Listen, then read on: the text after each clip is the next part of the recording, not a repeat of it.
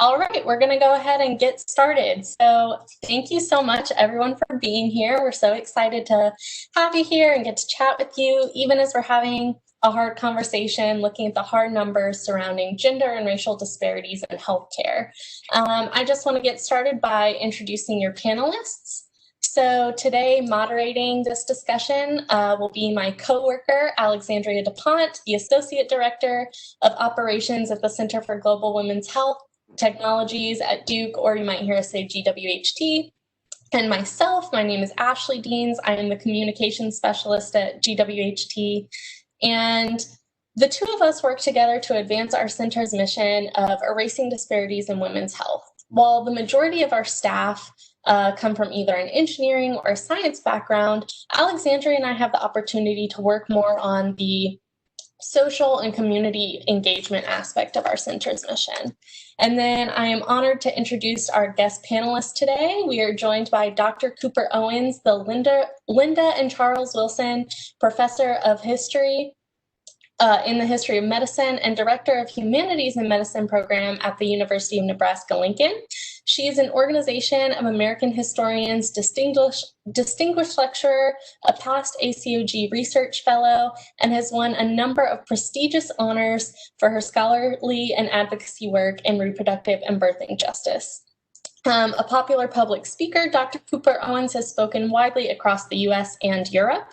She has published articles, essays, book chapters, and think pieces on a number of issues that concern African American experiences and reproductive justice. Her first book, Medical Bondage, Race, Gender, and the Origins of American Gynecology, won the 2018 Darlene Clark Hine Book Award from the Organization of American Historians as the best book written in African American women's and gender history.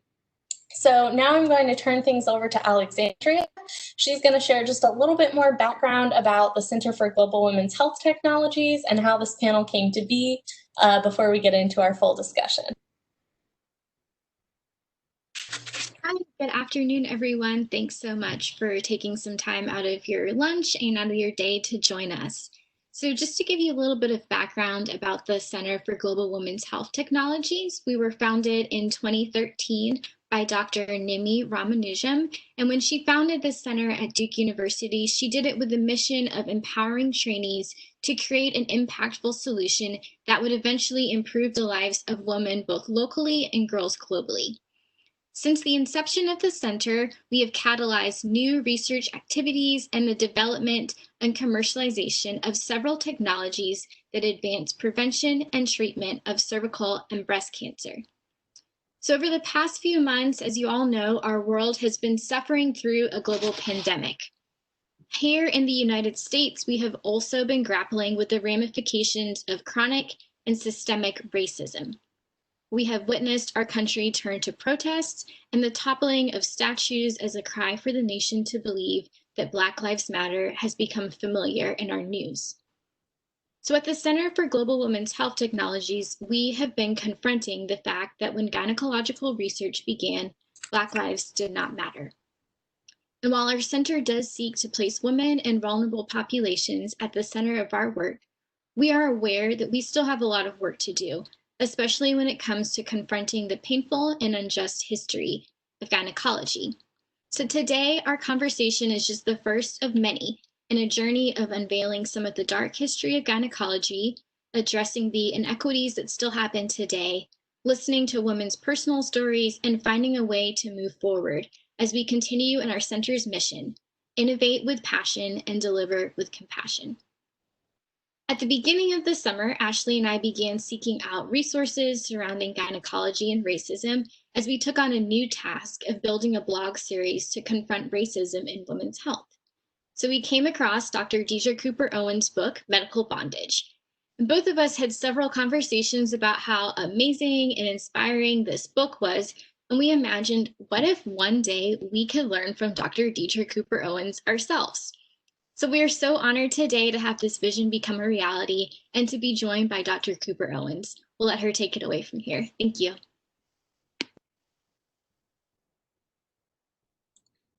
Oh, I think you're muted. Thanks so much for having me. I apologize for that. thank you for taking time out of your day so that we could have this conversation, and also just allowing me to really provide what I like to call a kind of intellectual genealogy about how I came to this topic, and how since the publication of the book 3 years ago, really how the political climate has brought me into conversations and situations that show that as much as things have changed, unfortunately, in many instances, things have stayed the same with regard to the legacy of medical racism. And so, like most professors, most historians, this was a dissertation project, but it really was born out of reading Gender Talk by Janetta Cole and Beverly Guy Sheftel, and contained within that book, maybe 2 or 3 sentences, dealt with this guy I had never heard of before, James Marion Sims. And I was like, he's the father of American gynecology. I'd never heard of him. And here I was in a PhD program. And I had also never heard that medical experimentation happened on enslaved people. And so my interest was piqued. And I thought this would be a great dissertation topic. And as I began to learn more, I recognized how vulnerable enslaved people were and how easily accessible their bodies were to Southern physicians. And many of those physicians, for those who have read the book, they were also slave-owning physicians. And what was even more amazing to me at that time was, and I'm talking about my own personal experience during research, was Black lives, right, didn't matter to white people for the most part in the 18th and the 19th century. And those are the eras that I cover in a kind of humanistic way, right? They were considered legal property, movable property, chattel. Free people of color didn't have the same rights. They were not afforded the same levels in access to citizenship. But what was really interesting about the era of slavery, slave masters cared about the economic value of Black lives. And so as I did my research, it was really easy to find stories about enslaved women and find stories written by gynecological surgeons and obstetricians writing about enslaved people as patients and as experimental patients. And so the records are so abundant and they're so detailed because the economic value of these women mattered, right? Because they represented, not just symbolically, but they were the physical manifestation of the acquisition of wealth in this country, right? And I studied in the 19th century, I studied slavery, and I often have to remind people that during this time, there were 3 surefire ways to becoming wealthy in America. You inherited wealth, and that hasn't necessarily changed in the 21st century. So you inherited wealth, or you owned a lot of land, or you owned people.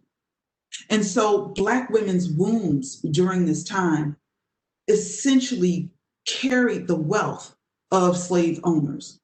And in the South, that was really important because the South, by the beginning of the Civil War, was the 4th richest nation in the world, right? Just the South in terms of its agricultural output and cotton production. And so there was some real value attached to Black people's lives. So the book comes out and I'm thinking maybe, my 10 friends and family members will buy the book. But as you saw from some of the earlier images shown just a few minutes ago, I was living in New York, I was teaching at Queens College, and there were a lot of grassroots protests around the removal of James Marion Sims' statue. And my book wasn't quite out yet, but people kept saying, what are you going to do? Do you have anything to do with the protest? And I didn't, I was just trying to get tenure and trying to tell a story that I thought was important. And so my publisher, my editor called me and said, we have to ride this political wave. And I knew as a historian, it was a moment for me to teach people something about the past and to teach people that there's still a legacy of medical racism. And so I really tried to skirt around some of those issues that dealt with Sims's statue because that wasn't necessarily my fight. I was much more interested in, now that I'm helping to put the pieces of this puzzle together, right, in terms of presenting a more holistic and fuller view of history, what are we going to do now about the effects of a Black maternal crisis that this country is challenged with? And so that was really important for me. And so I've been really fortunate to have my book resonate for so many people. And so it first started in the climate of a kind of SIM statue removal that then happened a year later in New York. And it's been essentially given life again because of doulas and midwives. And now I'm speaking a lot more to medical doctors and medical colleges and nursing schools who are like, wait, why wasn't this a part of the curriculum? Why didn't we know about this? Why didn't we know about this history of slavery and various medical branches? And why weren't we taught about the ways that Black people's resistance to, sometimes experimental trials isn't based on their foolishness or superstition, but there's a long cultural legacy of Black people recognizing that the medical industry has not always lived up to its creed and its oath, right? That victim blaming or patient blaming is sown into the soil of medical industry, the medical field, excuse me. You can just open up archival sources from centuries ago, and you literally will see the same kinds of practices. And so we're now at a crossroads where people who are involved, right, who are practitioners, are saying, what can we do, right? Besides a cultural competency course, what can we do to try to stem and really transform the crisis? And so if I, as an educator, can at least help to pivot the conversation and help to change the curriculum, then I'm more than willing to do that. So I think that's where I'll stop, because I know we have questions and I wanted to have this as organic as possible. Yeah, well, we have prepared several questions from people's RSVP forms, and then also we're happy to take questions. If you have a question that you'd like to ask, please send it in the chat or the Q&A. We'll try our best to get to it. But before that, I'm going to steal the audience's time, and I have a question for you. So I, of course, read Medical Bondage, and for those of you who didn't, wonderfully written.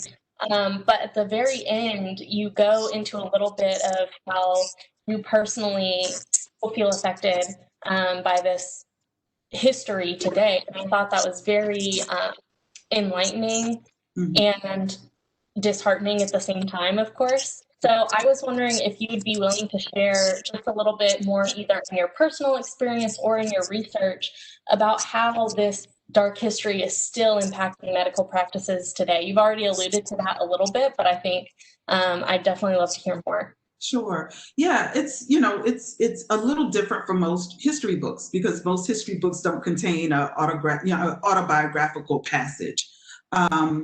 And when I was a dissertation student, I didn't think anything was wrong with me, right? I often joke, to this day, I still have all 32 of my teeth, and the only time I spent in the hospital overnight was when I was born. So I'm one of those folk where doctors are like, wait, you don't have anything going on? I'm like, no, should I?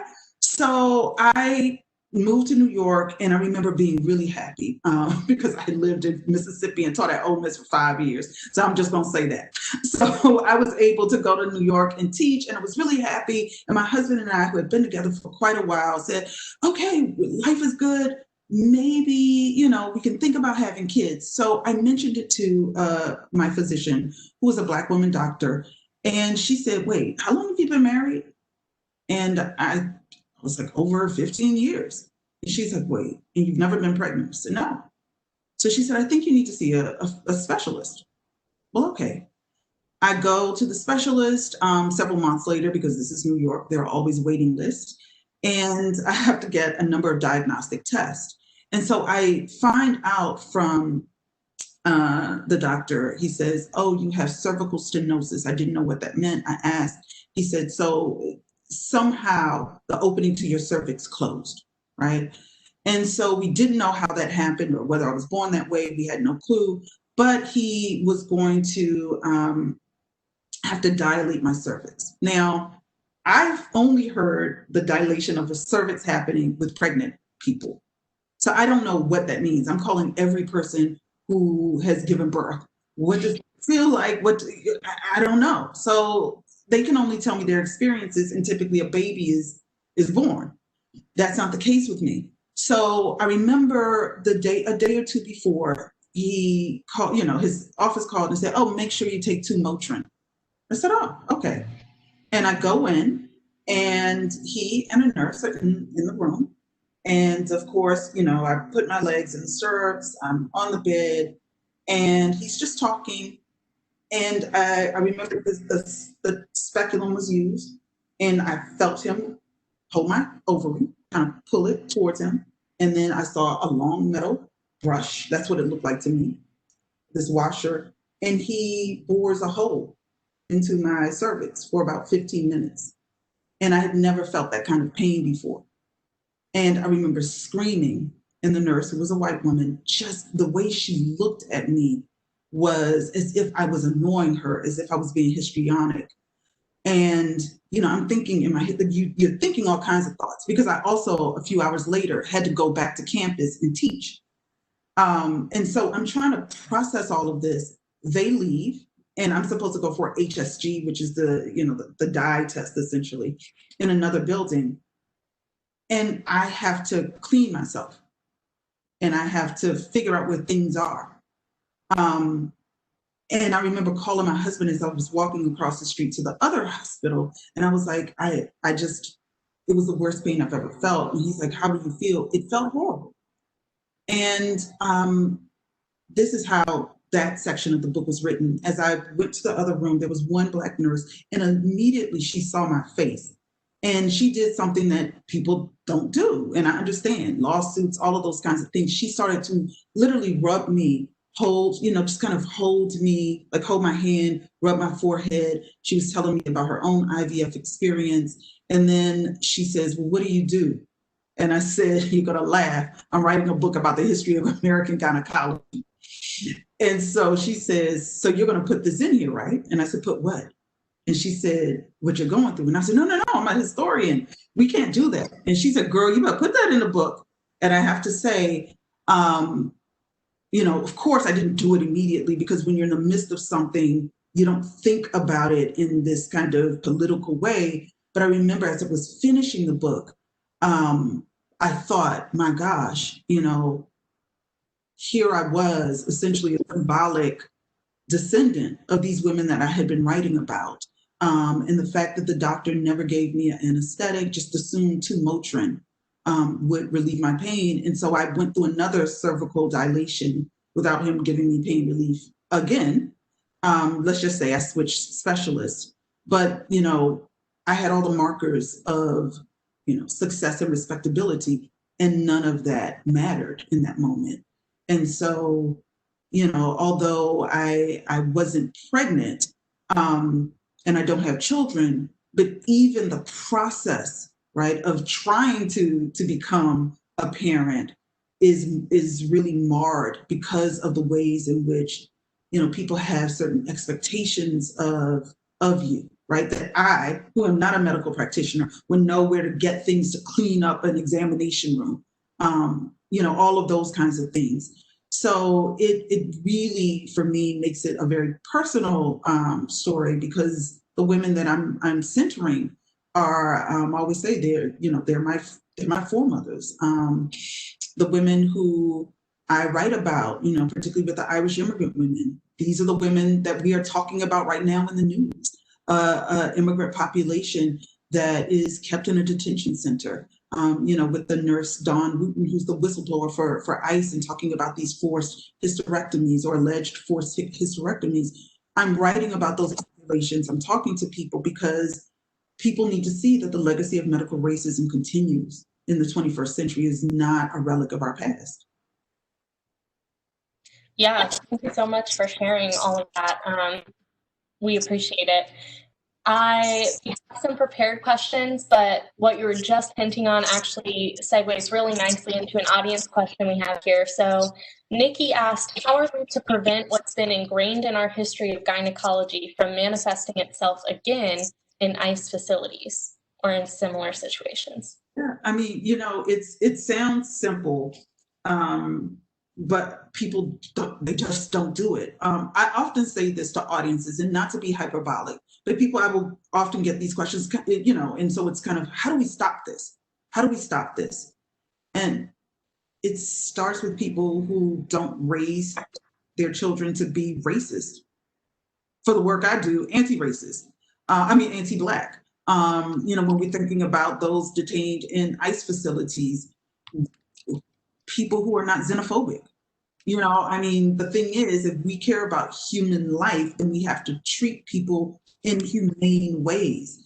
And so that's number one. And like I said, I can pull statistics from everywhere that evidences what I'm saying. So when we think about medical students, and some might be viewing, this webinar now, or residents, or physicians, or nurses, there are so many statistics that come out of Harvard, the University of Virginia, University of Chicago. I often use the University of Virginia because that's where I did my postdoc. But in 2014, there's a sample done of med students and residents, and about a third of them believed in the alleged biological differences between Black and white people. And those differences were supposedly contained in the thickness of Black people's skin that was, more thicker than white folks' skin, or Black people had blood that coagulated more or didn't experience pain, and if they did, it was very slight. All of those kinds of things, right? And this is in 2014. The report is published in 2016, so this is the 21st century. And so a large part of it is we have to stop raising people who are racist and xenophobic and sexist, because they are wanting to become caretakers. And so it's really hard to put things in a book that might be accurate, and people still have these biases against folk who look different or sound different or live in a different zip code. I think that's one. I think having an education that is much more patient-centered, and I don't necessarily mean in terms of like techniques and those kinds of things, but is there community involvement? Is there, on the board of directors or trustees, are there community members where there's economic diversity? All of those kinds of things. What does the community need? Healthcare should not be offered to people, I should say better healthcare should be offered to people who live in higher income brackets, those kinds of things. So, there's so much to be done, and one person doesn't have the answer, obviously, but I think in our own ways, we can listen to people, we can be more empathetic. I think about my treatment with that white nurse who looked at me like I was getting on her nerves, and the Black nurse who literally read my nonverbal behavior and decided to be empathetic, So, and the pain was still there, but there was still something about that experience where my physiological response was much different.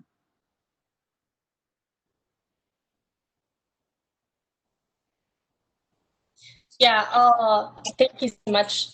That's a beautiful answer. And it's so frustrating to know just how pervasive these problems is when it sounds like they should be, easy solves. Yeah. Alexandria asked the next question that we have pre-prepared. If you're submitting questions through the Q&A or chat, we see you, they're coming, we'll get to them.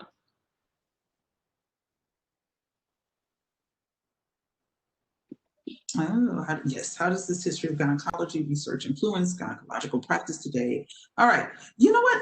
It's interesting that you say that, because I have to be honest with you. When I would go to these various medical colleges and universities or nursing schools or schools of public health, I was stumped. I really didn't know. I said, why are you all interested in a book about enslaved people and 19th century folk? And so, a large part of the responses I received was, we didn't know this history.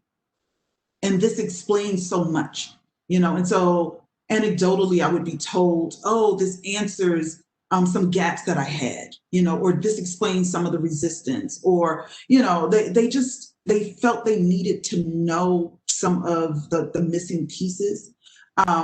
So I think knowing about more than kind of great man, great woman history helps to, have us be more empathetic.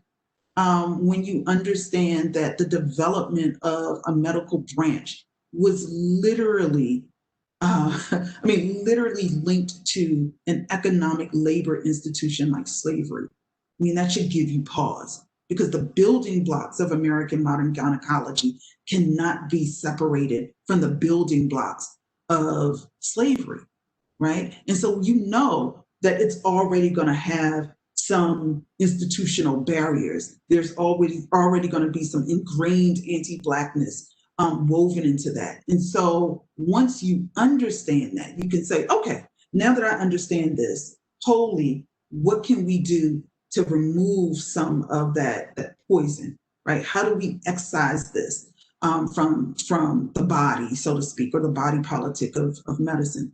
So I think as a practitioner, what you can do is recognize that much of the information in some of the textbooks, especially those on the kind of cultural competencies, is sometimes well-meaning, but it can be based in a lot of stereotypes about groups. You want to be sensitive, but I think, patients should be treated the same in terms of empathy, compassion, respect, listening to patients, recognizing that resistance to your authority doesn't necessarily mean that the patient should be punished or reported. The person could just be afraid. Perhaps they communicate differently. I'm a professor, so I have had students, react to me in all kinds of ways, right? And so often I have to remind myself, A, they're young, their brains are still growing, but B, I know that this isn't about me, right? Like, I know me saying good morning and the student stumping out of the class isn't because I said good morning. It's because something else is going on. And so as much as I might be peeved, I'll send an email a little later. Hey, why don't we set up meetings? We can talk about what happened.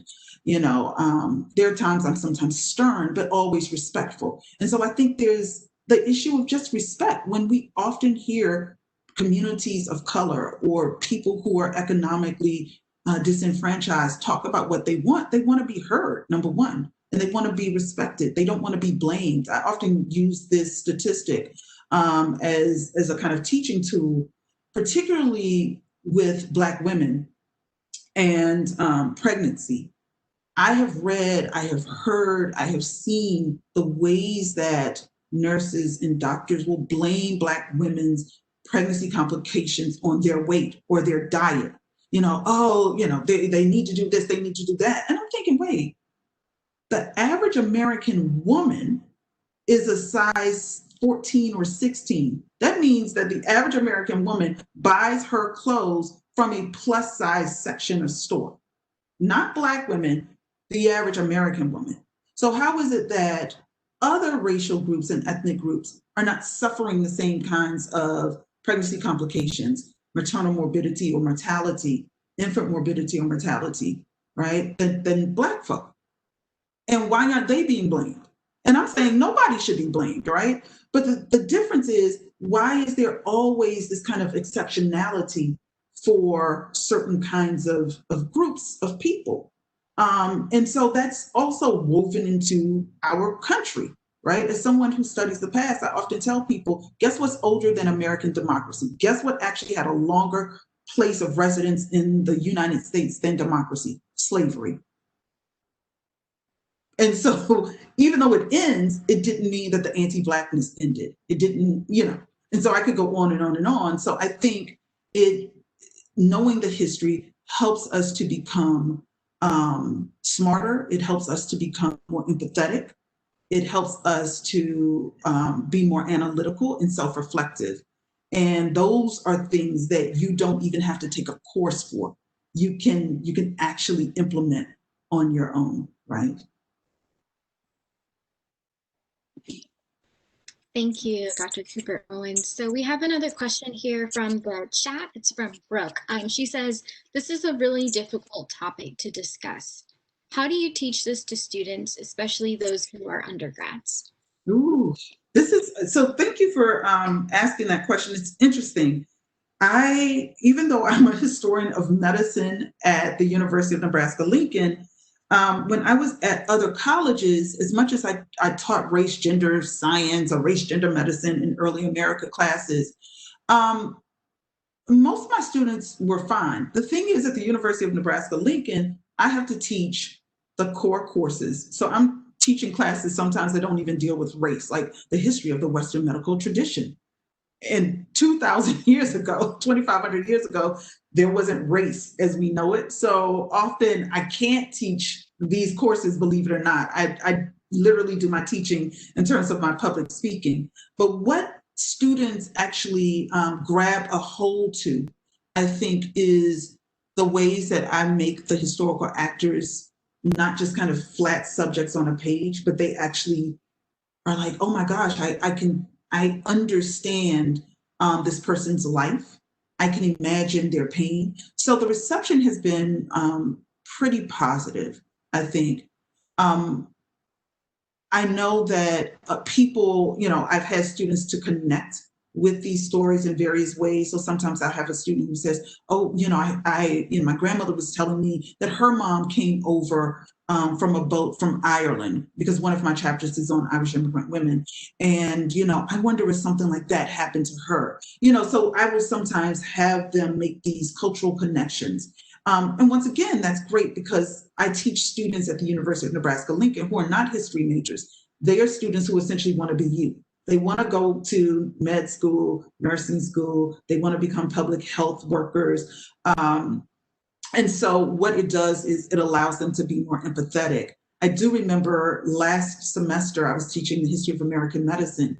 And, there is this thing that when you're a Black woman in particular, and you're talking about race, you will always get in your student evals, all she does is talk about race. It's America. Like, race is one of the components, particularly in American medicine. And so what was interesting though, especially with this pandemic kind of ending face-to-face instruction, during the summer, I had a number of my students say to me, oh my gosh, everything we learned in class makes so much sense around COVID-19 and race and racism. This helps so much. Like some of the readings that you gave us or our lectures, I now see exactly what you mean. Thank you for that.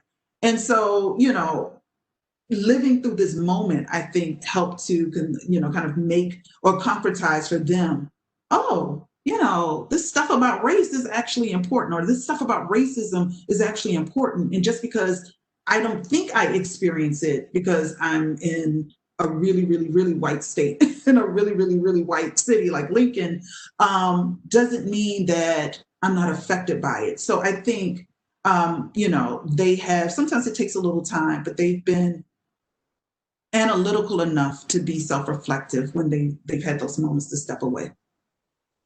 Yeah, that's great. I'm going to actually just go ahead and read word for word this comment from Natalia and her question. I think it's great. She said, as a Black woman who attends Howard College of Medicine and wants to pursue OBGYN, I'm literally getting chills listening to this. As much as I knew about medical racism when OBGYN is the perspective of having a foundation rooted in slavery, it adds more weight to what I hope to do in medicine. First and foremost, thank you. My question is, how do you not let this history get to you when practicing in predominantly white spaces? And how can we properly educate our colleagues? Although I'm at Howard, I know it's not reflective of America at large, and my situation may change for residency. Yeah. I grew up in DC partially, so shout out to Howard. I was Ward 8, Southeast girl. You know what? It doesn't get to me. Largely because I've been kind of mired in this topic since 2005. Like, so literally since it was a research topic in a class when I was in grad school. So I have found ways to always tap into joy. So when I was a grad student, I was at UCLA and I didn't live very far from Santa Monica. So I would force myself to write. And then after I would write and produce the pages that I needed to produce, I would go rollerblading or I would go hiking. My life is a little different now, so I can't necessarily do that. But the ways that I wind down, I tend to, I will read. I like to decorate. I laugh a lot. And in terms of being in really white spaces, my gosh, I'm a historian, so history as a field tends to be a pretty white space. Even the academy, as you all know, 86% of PhDs are white. I'm in history of medicine, so it's also very male. It's very elite. It is really, really white. It's a lot older. And so, there was resistance at first, but I just keep telling my story. And at this point, I'm like, since y'all want to give me some awards and give me a fancy title, people listen to my stories now. So it also, provides you with the gravitas to be able to say, wait, no, I don't think this is right, or, challenge someone. Howard is necessary. I say that as a graduate of 2 HBCUs, Bennett College in Greensboro and Clark Atlanta before I went to UCLA. But you are right. It is in some ways it can be protective. And I think in this moment, I'm not going to fault anybody for wanting to have their emotional space protected. I don't have that at the University of Nebraska Lincoln. Because I don't live in a space where lots of people look like me. So in my home, I bring in images of Black beauty and love, and I'm very intentional about that. So even the things that I watch reflections of myself and my family and my friends, because I see a lot of pathology and violence and oppression, especially related to the Black body. And so I think it is important to always remember to step away and to tap into joy. But good luck to you.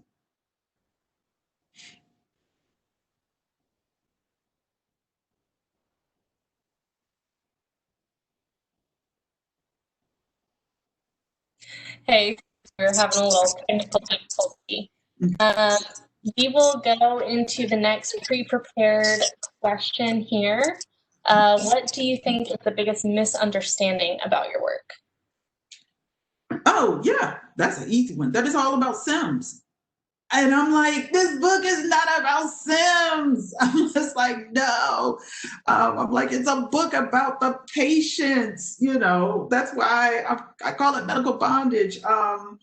And I talk about a number of folk, more than, who are in some ways greater than Sims, in terms of their names and their reputations, but everybody thinks it's about Sims. And I recognize that, the ways that we've been socialized and we've been taught is to kind of hook onto a famous person or infamous person. And so it's been wonderful for me, I think, to talk about the women in the book, to talk about enslaved people, where I do my best to honor their memories. The other thing I think that is a big misunderstanding too is the ways in which people sometimes read the book from a place of making largely Sims a kind of historical boogeyman. And the reason that I push against that is because if we exceptionalize what Sims did as somehow worse than everybody else around him, then it takes the culpability away from the structural impact of a really racist and sexist system that was already in place, that he already inherited. So, so for instance, what that means is I start chapter 1 with a kind of genealogy of, let me tell you what existed before he even did his research. We can start in Europe and we can work our ways down. And we see that these ideas, that these practices were already present. And so that is I think for me, that is also a way I wanted to show, without necessarily beating people over the head, that there was a structural racist dynamic already in place, and that we can't put that on one person, right? That it has to be the whole institution or framing that we look at and we examine and we try to dismantle.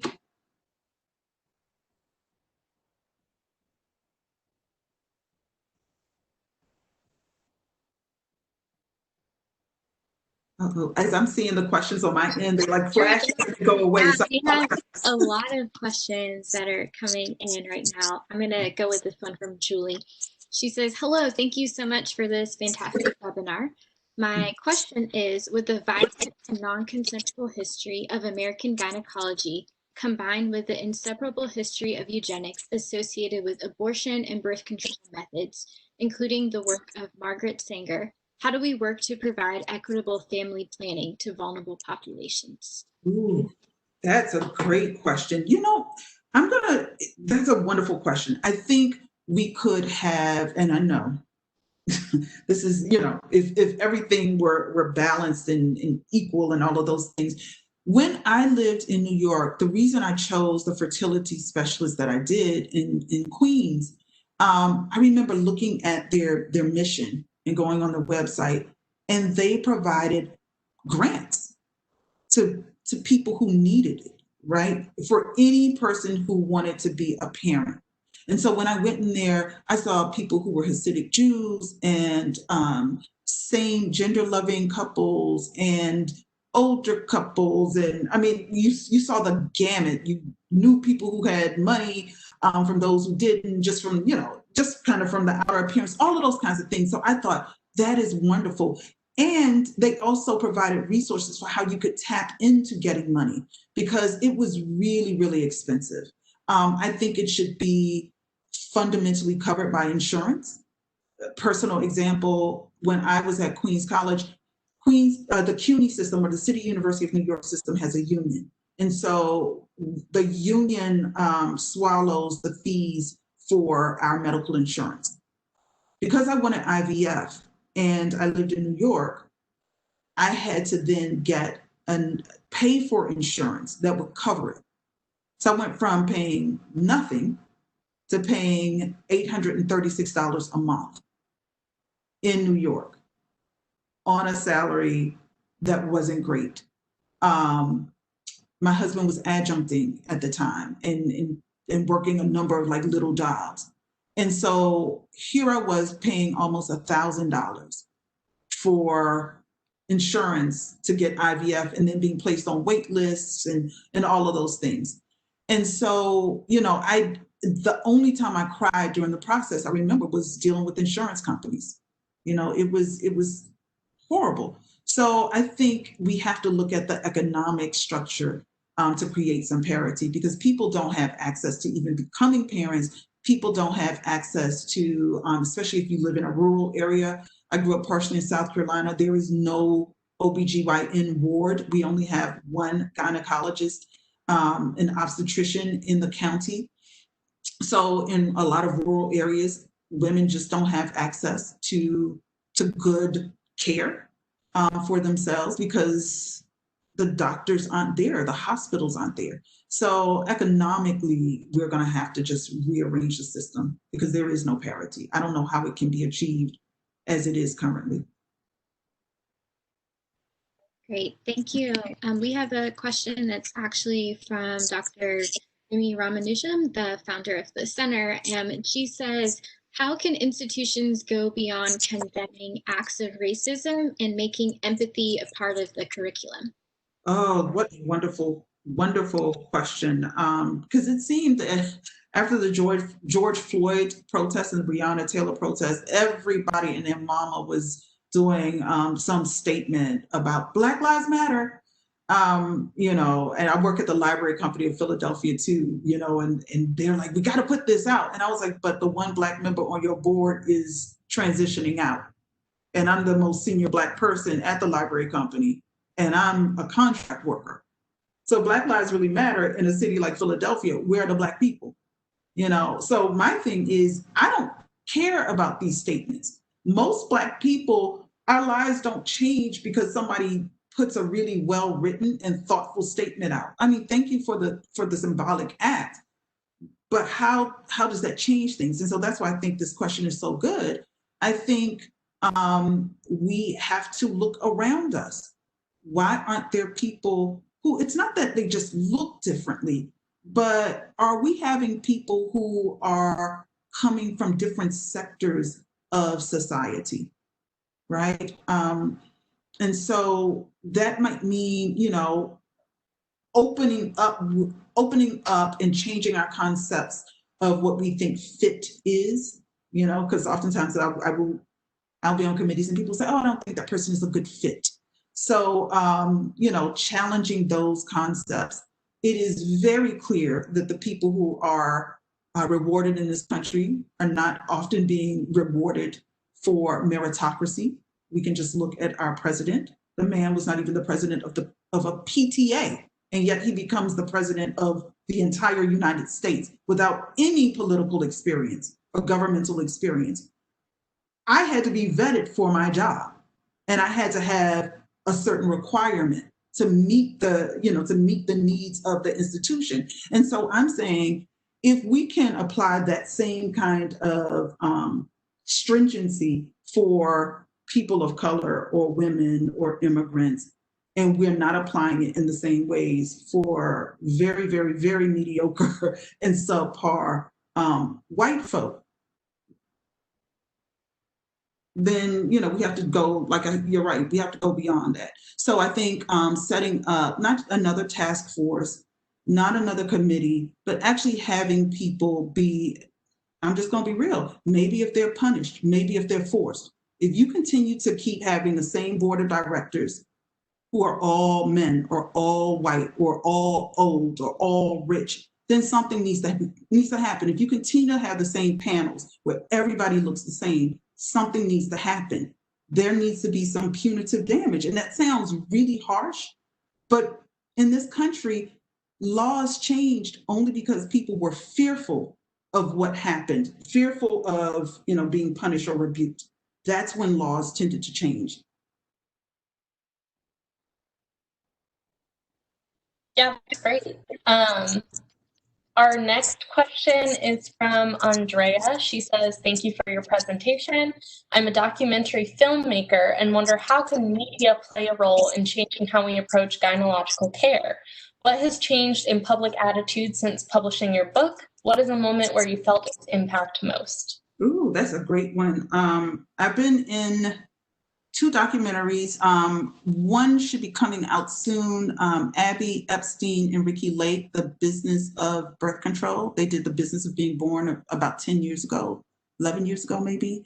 Another is by a photojournalist called Birth by Kelly Marshall, that should be coming out soon as well. And then I just spoke to somebody else who's doing a documentary called The Luxury of Life. So on that end, a lot of artists are taking, you know, they're paying attention, they're taking notes, and they're recognizing that their platform tends to be larger than that of, like, say, a history professor. The other ways, I've worked with artists who have done sculptures and paintings and you know, exhibited this in galleries. The other way is and I was just kind of like, oh my gosh, I can't believe this. The most recent was, I'm looking at Lovecraft Country with my husband. I'm not in a sci-fi horror or anything, but I'm doing it as a way to say, you know, let me support my husband's interest. And I remember looking at episode 3. I don't want to give it away too much, but there's this scene that deals with some unethical medical experimentation. And one of the main characters starts to call out Anarcha Betsy Lucy. And these are some of the women who are named in my book who Sims experimented on. And I remember looking at my husband, because the whole scene, the kind of setup, I said, I think one of the screenwriters might have read my book. And he was like, oh, arrogant, aren't we? And I said, okay, fine. And no more than 30 minutes later, the power of social media, one of my dear friends says, oh my gosh, HBO has a podcast series for Lovecraft Country. And one of the screenwriters said, Deirdre Cooper Owens writes about this and has created this concept, this theory called medical superbodies. So I was like, I knew it. So that's wonderful, right? So of course in the episode, it's not going to say, and we read a history book that allowed us to do so on and so forth. But just to know that screenwriters are paying attention and saying, how do we make this accessible and interesting, and we can edutain? I think that's wonderful. There was a play written by a Black woman, playwright Charlie Yvonne Simpson, about 2 years ago, maybe a year or two ago. It was an off-Broadway play, but highly regarded by like the New York Times and a number of publications. And, you know, most of her research was based on my book. So those are things that for me lets me know that there's a synergistic relationship that should happen between scholars, activists, medical practitioners, artists, because we're all trying to do the same thing, which is save lives and amplify this crisis. Yeah, absolutely. So I think we're going to go into our last question here. This is our last pre-submitted question, and then we'll have a couple minutes for closing remarks and that kind of stuff. So our final question here, what advice do you have for developing consensual and mutually beneficial relationships while conducting research with minority communities? This is where I think the conversations need to be had with community members, the community stakeholders. What do the members of that community need? What do they want? What are they fearful of? How can it be mutually beneficial? You know, particularly if they feel as if they might not have access to the same kinds of power. So I think, you know, the community members are probably the ones who can best answer that. I do think, and this is once again a kind of question around access to power and resources. I do like the concept of patient advocates, you know, that patients can have access to advocates who are always going to do their best to try to ensure that patients are treated respectfully, are you know, being given the best medical care and treatment. So those are things that I think can help, you know, at least conceptually. But once again, you know, this requires access to resources. And it also, you know, it also means making overtures to the community that are deep and long lasting and respectful.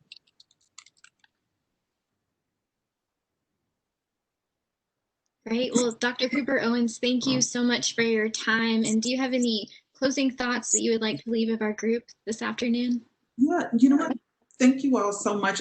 First, I apologize. I woke up with a horrible cold, so I am heavily medicated right now, and I hope I was coherent and cogent.